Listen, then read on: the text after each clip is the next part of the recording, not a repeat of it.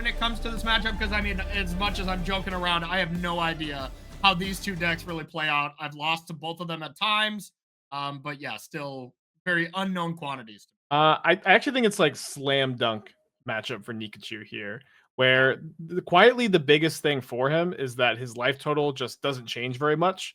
Calibrated Blast cannot deal 20 damage by itself. A lot of times you're counting on your opponent's lands to deal themselves some extra damage. On top of that, Nikachu has lots of relevant interaction in the matchup with Hexcatcher, Force of Negation, extra counter spells post board. This Grafdigger's Cage is also like pretty relevant out of the sideboard, stopping flashback. It's I think an uphill battle for Corbin if I had to guess. Yeah, I would have to agree as well. That seems to make a lot of sense. And of course, we do have these graphics mixed up here as the players are switched. But yeah, it does seem like Calibrated Blast, you have that trick of like casting it at end step and then untapping, casting another Calibrated Blast or a way to cascade into it. But that's kind of all the play you really have to the deck. And I think this is a deck that was really good, like you were saying, when every deck was starting with fetch land, crack, take two, off a duel, and you would do that a couple of times. But now I'm like looking at your deck. You can gain large chunks of life. You don't take a lot from your mana base. If I have Leyline, I don't take any damage as well. And then this basically, mono blue deck here from Nikachu, it doesn't seem like that is the best well set card for maybe us three decks. I absolutely agree. I will say that Corbin has like an incredibly specific hand, or he's drawn a very specific card in the original Boseiju to allow his Calibrated Blast to at least resolve. He's going to have to actually resolve two of them, of course, to finish off Nikachu. We'll have to get a little bit lucky, not too lucky, to deal that 20 points of damage. Notably, the Cascade on the Throes of Chaos can be stopped by Tishana's Tidebinder. So Ooh. so likely gonna need to use the flashback on Calibrated Blast, or maybe you have a lucky top deck, just second copy, all natural to Okay, get the I job like done. that. Now, walk us through a little bit of Calibrated Blast. Like, is it just automatically 3 mana, deal upwards of 12 or something? Or is there any fail cases where like you flip into, can you flip into a Calibrated Blast or something like that for low damage? Not really, right? You can the you're I think like 90%, some 85 90% to hit a Sign of Draco, an Emrakul, a Shadow of Mortality, one of these cards. But you can hit other Calibrated Blasts, you can hit Throes of Chaos. But since a big part of the plan is really to cast the card twice a lot of the time, it doesn't matter so much if you hit like 3 or 4 damage the first time if you're hitting like 15 the next time. Yeah, I Although suppose. it against Nikachu, who actually will take 0 damage to his lands, may actually end up coming up. Yeah, and Nikachu's, kind of techie list as far as Merfolk goes. First of all, I just think it's hilarious. Like the rules was in place to literally have someone not play the same deck, and Nikachu's like, yeah, right. The rule says 28 different cards, so managed to sidestep that. But the Urza Saga actually seems like a really good addition in this specific spot because Nikachu just gets to go, okay, well, I'll make a construct if there isn't a cascade from Theros of Chaos. And if there is, then you just cast the Tidebinder. So I mean, it seems pretty good for him so far. Yeah, I'm honestly tired of Modern Horizons cards like Universal Automaton taking over the format. Yeah, yeah, It's no just a kidding. little too much. Yeah, you really have been breaking that card on stream along with the other Modern Horizon cards. Yeah, Mhm. it's got to stop at some point. Interesting that Nikachu chose not to make either construct with the Urza Saga here, since the blast would have been uncounterable. I wonder if there is something I'm missing here. Since Maybe not. Calibrated Blast, it doesn't create a trigger that you can then Tidebinder or something, right? I have not really played against this card. So Calibrated Blast deals damage, but it doesn't stack, right? I don't believe that there's a We're gonna trigger you find can out. counter. I have played a good amount with it. I've definitely never Tidebinder to Calibrated Blast, nor have I had my Calibrated Blast Tidebinder, but maybe Nikachu can teach us a lesson here. Yeah, maybe Tidebinder was not actually printed when there was that really brief phase in Modern where Calibrated Blast was just like the hot new deck that everyone was playing. I remember playing against it all the time, and it was one of those decks that when you lose to it, you just never feel good no matter what. It's like losing Huh. to Infect, Losing. Oh, there it is, right? So There that is is the a trigger, trigger. yeah. Oh, I well, that's a lot worse for Corbin, I must say. yeah, usually for me to like learn a lesson in modern, it just like I just have to see it.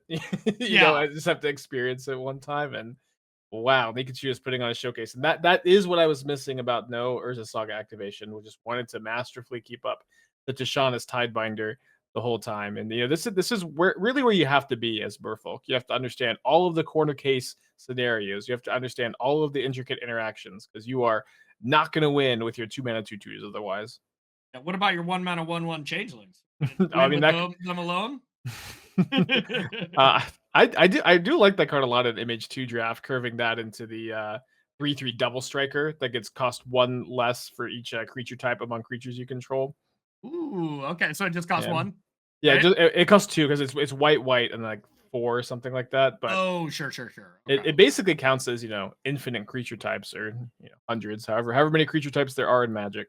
Yeah, that makes sense. But yeah, one thing I'm noticing here, Spike, is this is even worse with a bunch of Tidebinders here, as Nikachu can wait and make sure that Calibrated Blast hits a high number and then Tidebinder it. Oh, And if it does hit like a 3 or something, you're just like, yeah, sure. Like that feels real bad. yeah, and Nikachu can wait to see what the target of the blast is too for even Oh, extra info. yeah. Oh, that is really brutal. So here we go. We're going to see the Cascade go down here. And this cannot be uh pushed through with Beseju here, huh? Because Mhm.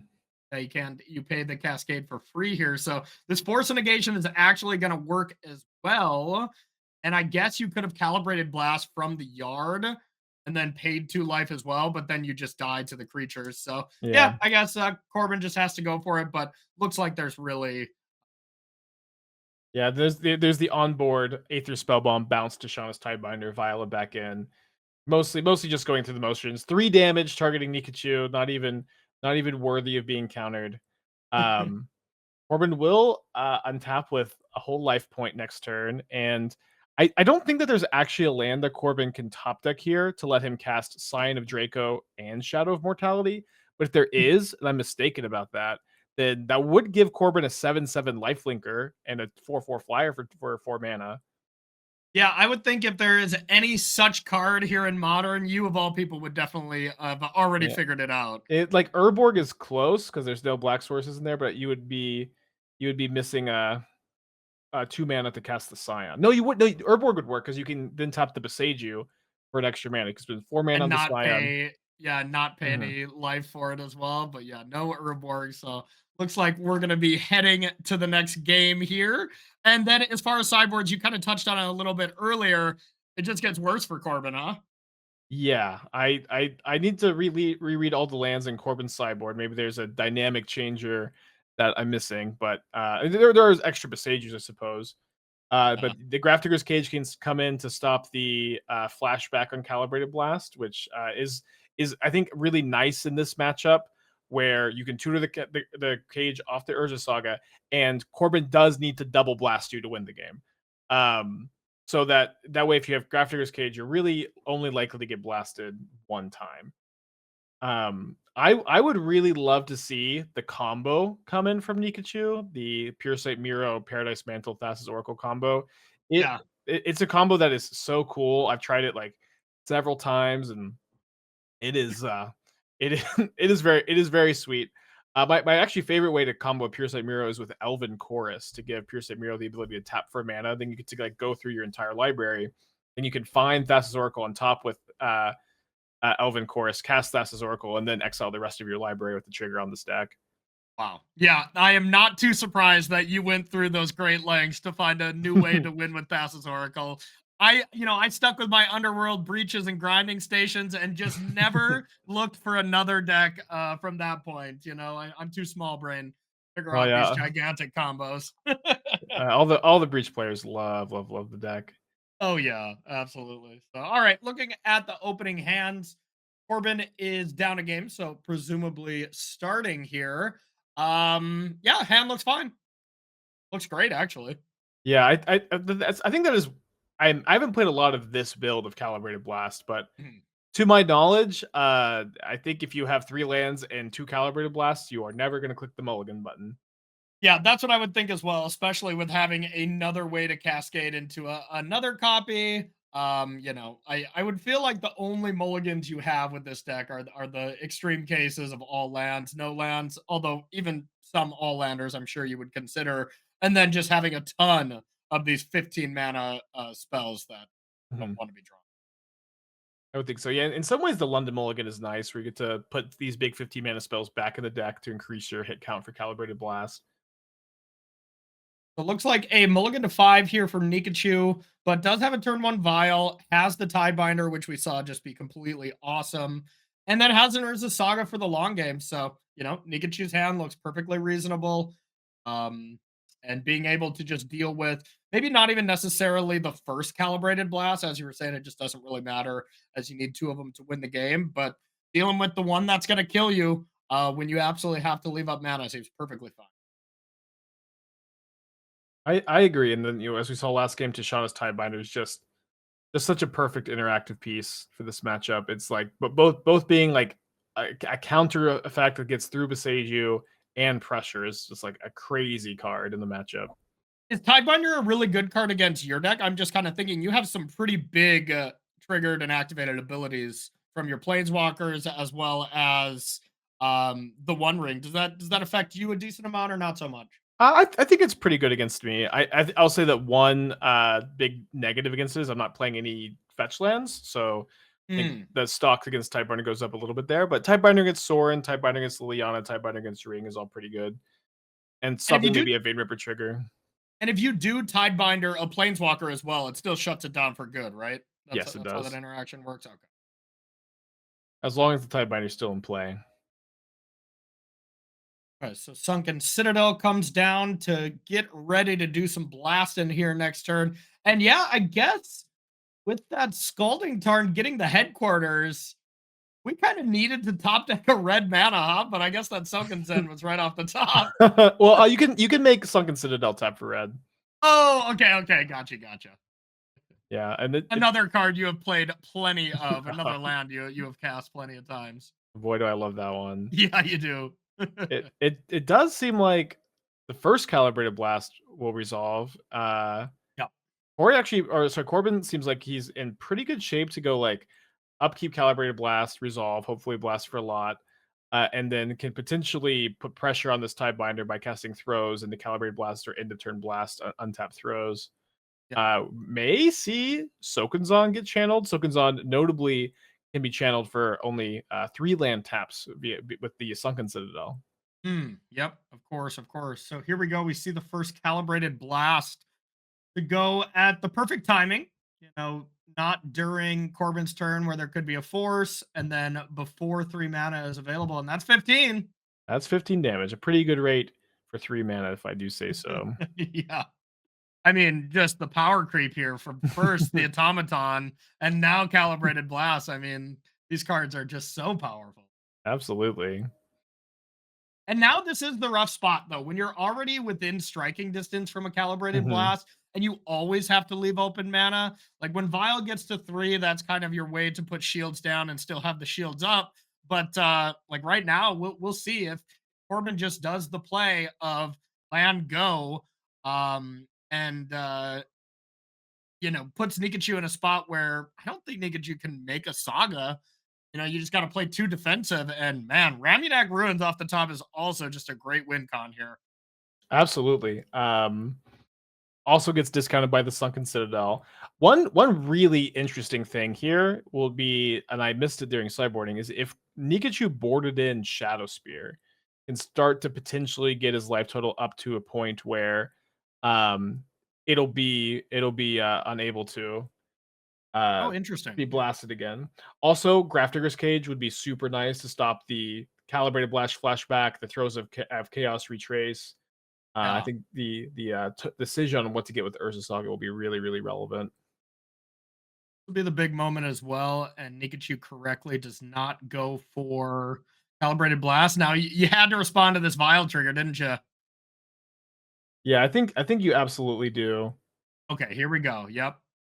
So here is the Calibrated Blast that will at least present Tidebinder to have to be cast right now. Then the Saga will be tapped. But yeah, as you're saying, Cage with off the Urza Saga here just shuts down really the rest of the hand except the Ramunak Ruins plus the Scorching Desert. That is a way to just get Mhm. a 2-turn clock here. And I don't really see a way to prevent that at the moment. See if Corbin just goes for that. And to be fair, I guess if Corbin were to just go for that last turn, set up a double Ramunak turn instead of going for these calibrated blasts, the Tidebinder would actually do some work to that Ramunak. So Nikachu decides to get Aether Spellbomb to hold up the Tidebinder bounce plus Revile in here. Okay.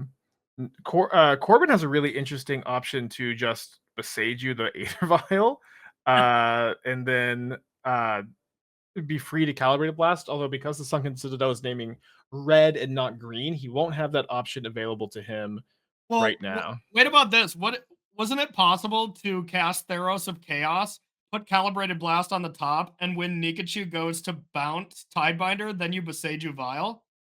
Well, no, because the Citadel is on red. So when you tap Citadel, you have to add 2 red mana for activated abilities for Oh, lands. So you okay. can't quite go for it. But Otherwise, what if that was on green, that yes, line if it would have was on been. green, that would have been so cool.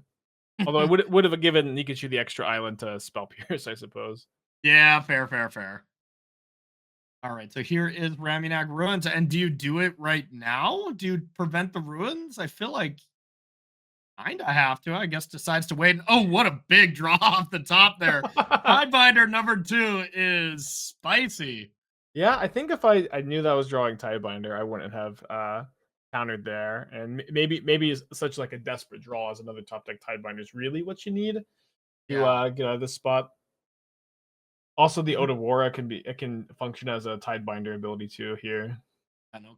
Tidebinders for days here. So I mean, I guess with perfect information, Corbin's best play would just be go to Nikachu's end step and just cast Calibrated Blast as well. But goes for the Ramunak Ruins and Tidebinder number 2 gonna come on in here. Didn't even have to use the Aether Spell Bomb. Yeah, and yeah, Nikachu is in amazing position here after mulliganing to 5 and having Corbin have incredible hand here. Absolutely. Wow. This Merfolk deck, even with discounted Merfolk, still looking pretty good against the Calibrated Blast deck for sure.